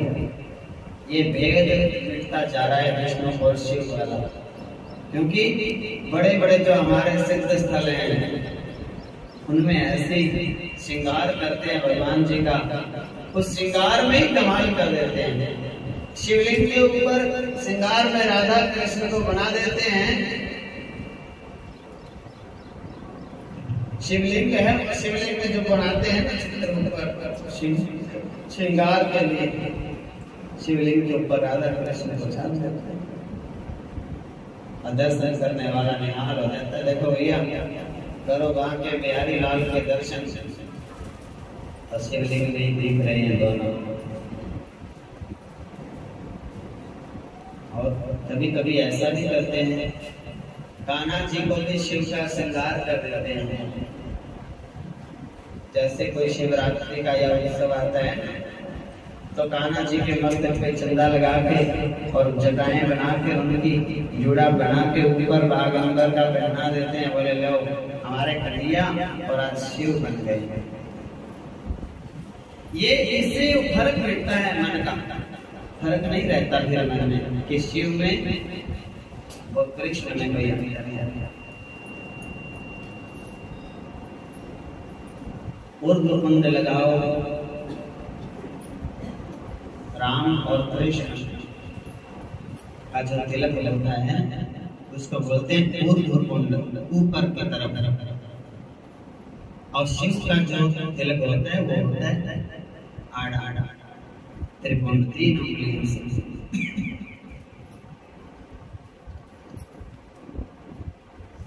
और एक बात ये भी है कि जो राम कृष्ण के भक्त जो तिलक लगाते हैं ना, ध्यान से देखना उस तिलक को, पूरे मस्तक पे लगता है ऐसे। और सच पूछो तो उसका आकार त्रिशूल के जैसा होता है। बोलो जैसे त्रिशूल, इधर से एक, इधर से दूसरा, बीच में अलग रंग का तीसरा, और तीनों में त्रिशूल के दर्शन होते हैं। भगत तो वो विष्णु के हैं और मस्तक पे त्रिशूल बनाते हैं शिव का। बोलो जैसे। और जो सन्यासी होते हैं वो ऐसे त्रिकुंड ऐसा लगाते हैं, कई बार ऐसा लगता है जैसे उन्होंने धनुष बना रखा है। बोलो जैसे। और धनुष तो भगवान राम जी का होता है, नारायण का। तो ऐसे करके शिव भक्तों में विष्णु भगवान के चिन्ह झलकते हैं। और विष्णु भगवान के भक्तों में शिव के चिन्ह दिखाई पड़ते हैं। एक ही बात है, दोनों में कोई अंतर नहीं। तिलक जरूर लगाना चाहिए। और अगली बात, अपने बालकों का जनेऊ, यज्ञोपवीत संस्कार सही समय पे हो जाना चाहिए। वेद तो कहता है कि 5 वर्ष के आयु के बाद जनेऊ संस्कार बच्चे का हो सकता है। पढ़ने के लिए जाएगा, बिना जनेऊ के कैसे जाएगा? अब पढ़ने के लिए तो माँ बाप ने जन्म बाद में लेता है बच्चा। कई स्कूल ऐसे हैं, बच्चे ने जन्म नहीं लिया, माँ के गर्भ में है, और स्कूल वाले कहते हैं भैया आपका बच्चा होने वाला चाहे लड़का हो चाहे लड़की, उसके लिए यहाँ सीट बुक करा दो हमारे स्कूल में। बोलो जैसे हंसने की बात नहीं है, आपको नहीं पता अभी, और जितना आपको पता है उतना में तो आपको हंसी नहीं आती, और जब पता नहीं तो वो बात बताते हैं तो हंसी छूट जाती है। पर ये बात आज की नहीं, आज से 15 साल पहले से ऐसे चल रहा है। बड़े बड़े स्कूलों में ऐसा होता है। एक दो सेवक थे मेरे, उनको उनके बच्चों के नाम ऐसे लिखवाए गए जन्म से पहले। उसमें ये नहीं देखा जाता लड़का होगा या लड़की, उसमें देखा जाता है कि उसके लिए पहले से भरवा दो फार्म। लेकिन जनेऊ के लिए विधान ये है कि 5 वर्ष का जब बच्चा हो गया, ध्रुव जी कितने वर्ष के थे? 5 वर्ष के तो थे, और नारद जी ने उनको जनेऊ संस्कार करा दिया। बोलो जय श्री कृष्ण। ध्रुव जी का 5 वर्ष के बालक का आप चित्र देखोगे कहीं, बिना जनेऊ का दिखेगा क्या? जनेऊ मिलेगा पहना हुआ। अब प्रहलाद जी का आप चित्र देखते हो छोटे बच्चे का, तो जनेऊ तो जरूरी मिलेगा। ये क्यों कोई संस्कार होना ही चाहिए। गायत्री का मंत्र का उपदेश करता है गुरु जब जनेऊ देता है।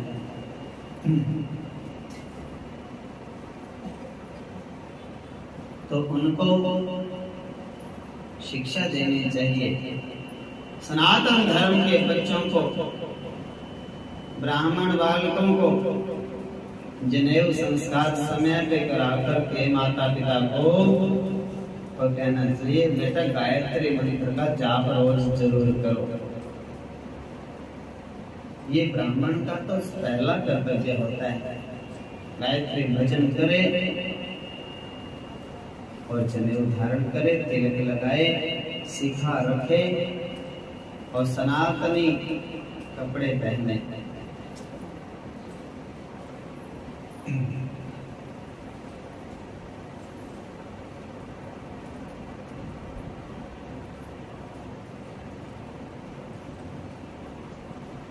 तो ऐसा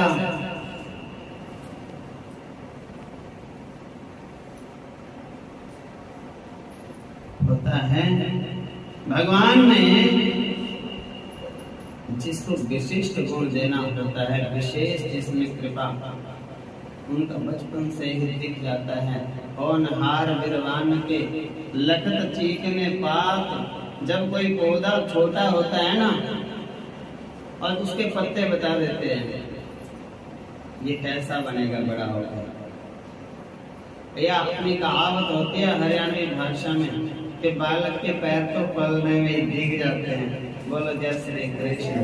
हाँ, वो तो वहीं पे बता देता है ये क्या करेगा बड़ा होकर। तो ऐसा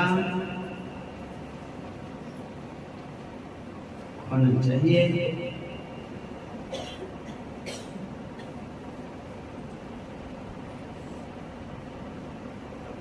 अपने घर में जनेऊ के बाद भगवान का कीर्तन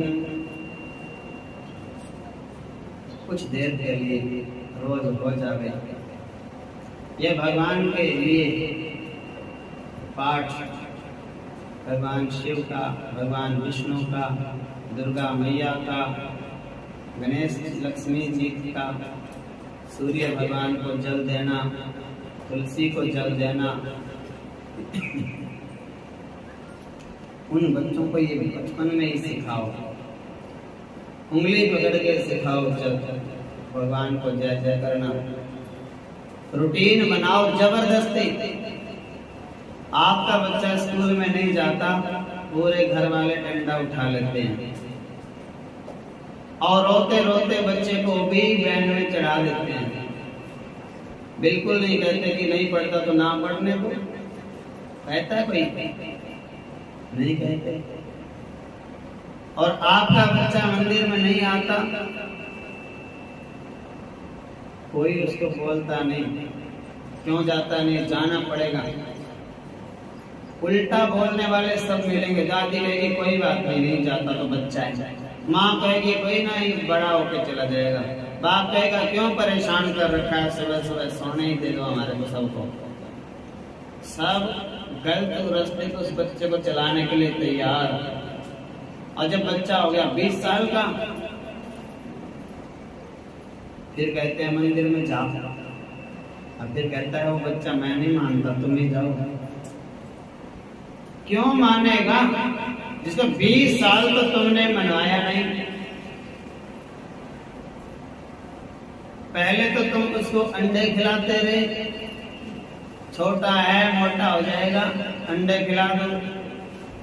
अब बड़ा होने के बाद तुम कहते हो अब ये अंडे के साथ में और कुछ भी पीने खाने लग गया, अब इसका कोई उपाय बता दो गुरुजी। अब गुरुजी क्या ले रहे थे उसने? बिगाड़ने के तो ठेका तुमने ले रखा है, और सुधारने का गुरुजी क्यों लेंगे? शुरू से उस बच्चे को डांट के फटकार के एक लाइन बना दो कि भगवान के मंदिर में तो जाना ही पड़ेगा। रोज सुबह को उठना ही पड़ेगा।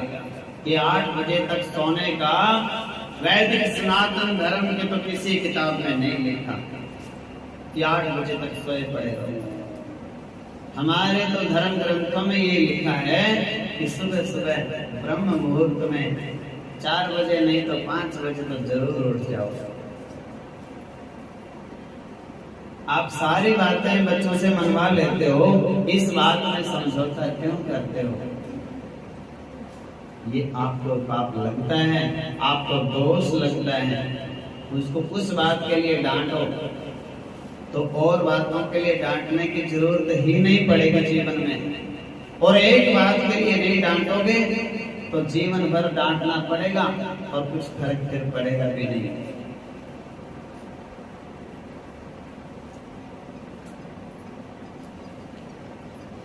तो ऐसा करके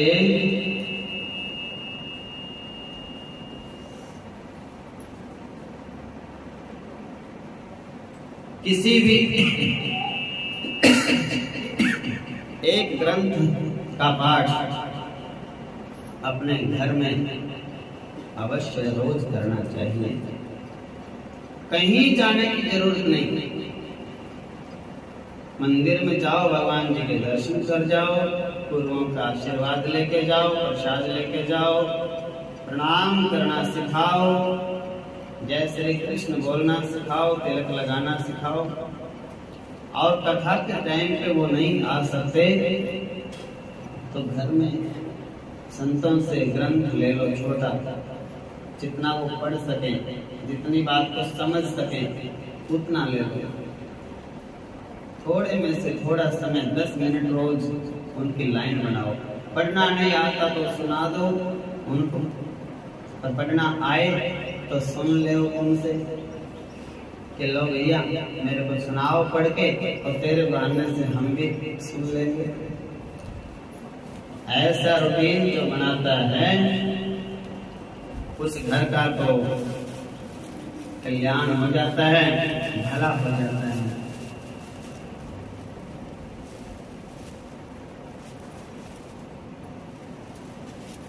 तो ये है शिव महापुराण। इसको ना तो कहने की सामर्थ्य किसी में है और ना हो सकती। शिव की महिमा को कोई पूरी जानता ही नहीं। अनंत है उनकी महिमा, अपार है उनकी लीलाएं।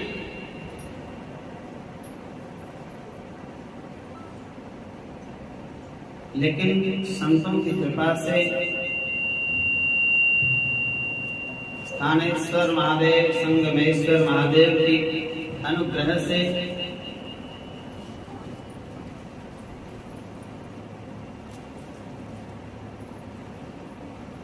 ऐसे भगवान दो रूप जिनके हैं, सकल रूप और निष्कल रूप। भगवान विष्णु और भगवान शिव के दो रूप होते हैं। एक सकल रूप होता है, मूर्ति में श्रृंगार करते हैं, वस्त्र धारण करते हैं। एक निष्कल रूप होता है, पिंडी रूप में शिवलिंग, उसमें हाथ पैर आंख नाक कान मुंह नहीं होते, पिंडी होती है। उसको कहते हैं निराकार। पूरे ब्रह्मांड का वो एक रूप है, मानचित्र है। और भगवान विष्णु के लिए निष्कल रूप होता है शालिग्राम भगवान। वो भी पिंडी रूप में ही होता है, छोटा बड़ा तरह तरह के होते हैं। वैसे बताया कि आंवले के आकार का जो शालिग्राम भगवान होता है उसको उत्तम माना जाता है। जितना बड़ा आंवला होता है, बड़ा आंवला।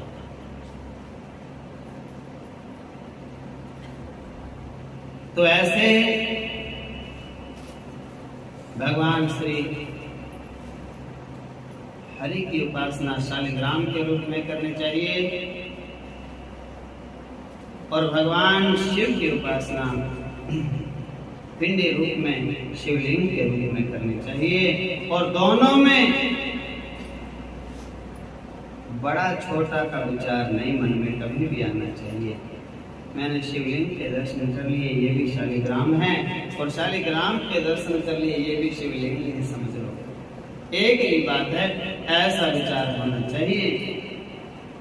राम का पूजन हम करते हैं या शिव का पूजन करते हैं या कृष्ण का पूजन करते हैं, पूजा करते करते कभी मन में ख्याल आना नहीं चाहिए कि मैं शिव का पूजन करता हूँ रोज, कृष्ण का क्यों करते नहीं, और कृष्ण का पूजन रोज करते हैं तो शिव का क्यों नहीं करते। ऐसा होना चाहिए कि मेरे स्वामी को प्रसन्न करना है तो उन्हीं ने तो इसमें लगाया है। शिव का हम रोज पूजा करेंगे, कृष्ण और नारायण तो अनंत प्रसन्न हो जाएंगे, और कृष्ण और राम की पूजा करेंगे, भगवान शिव अनंत प्रसन्न हो जाएंगे। संत तो कहते हैं कभी कभी ऐसा करना चाहिए कि भगवान शिव के शिवलिंग के पास में बैठ करके और उसको राम की और कृष्ण की कथा सुनानी चाहिए। बोलो जैसे।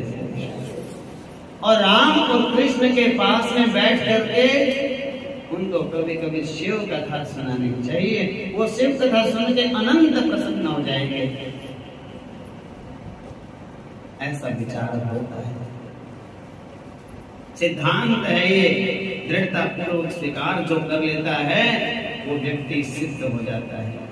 उसका भजन जब तक पास है वो भक्ति में। जिसके मन में ऊंचा नीचा का फर्क रह गया, अभी तो वो कच्ची पहली में है। हाँ, पक्की में किस किस को होना है देख लेना। बोलो जय श्री कृष्ण।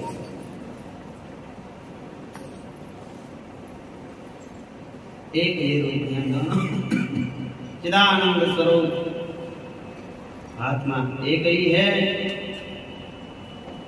हमारे भारतवर्ष की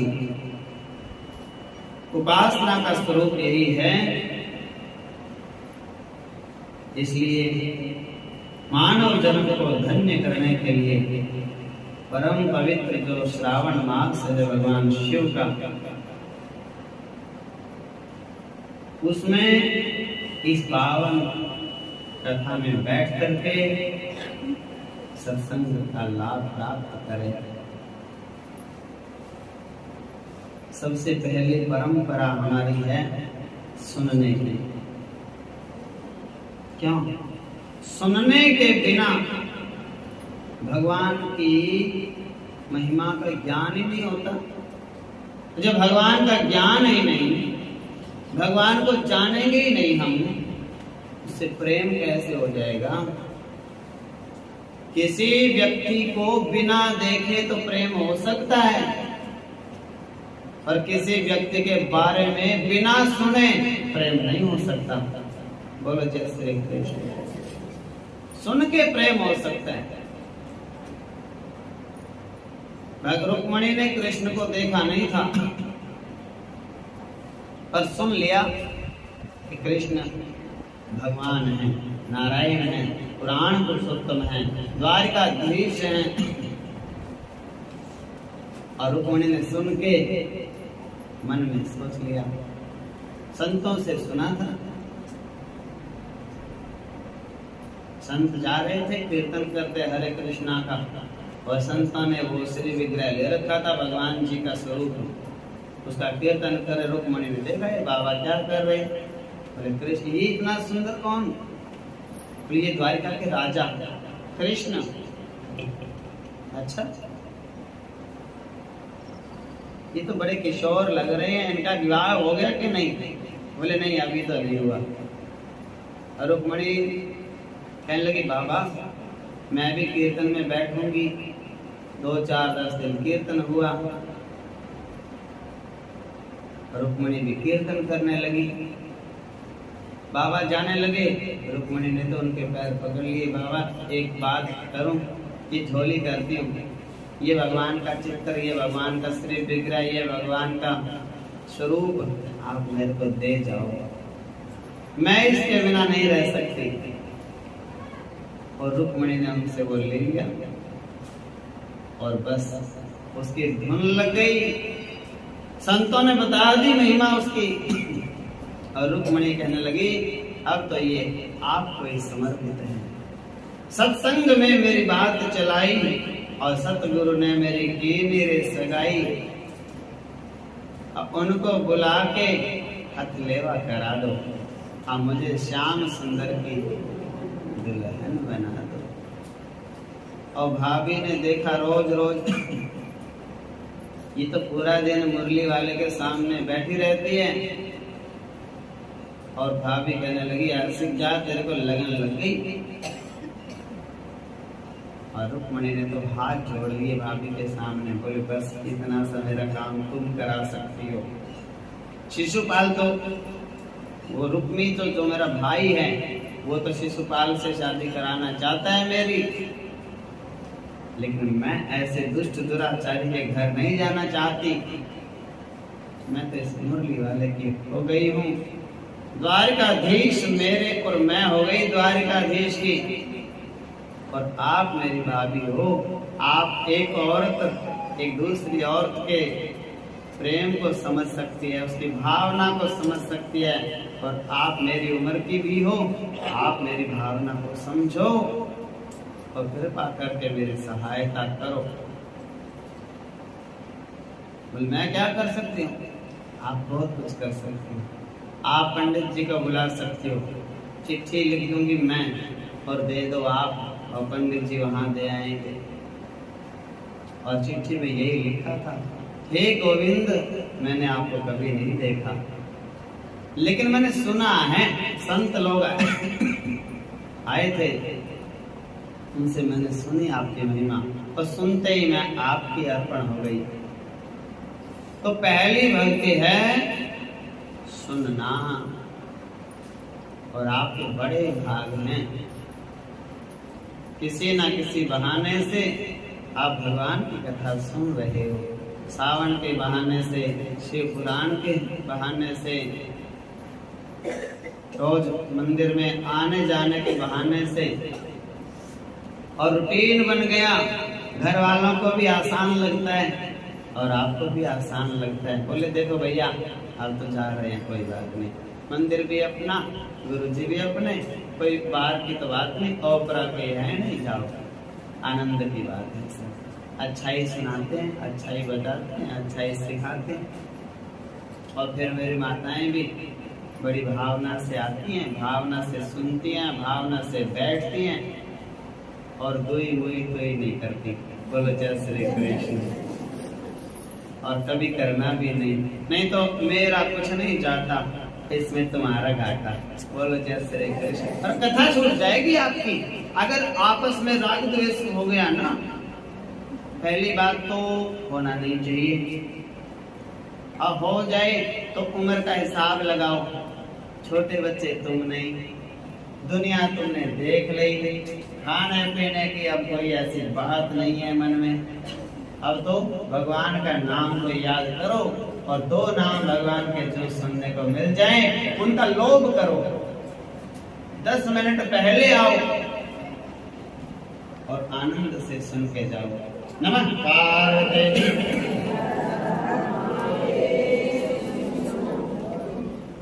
नमामि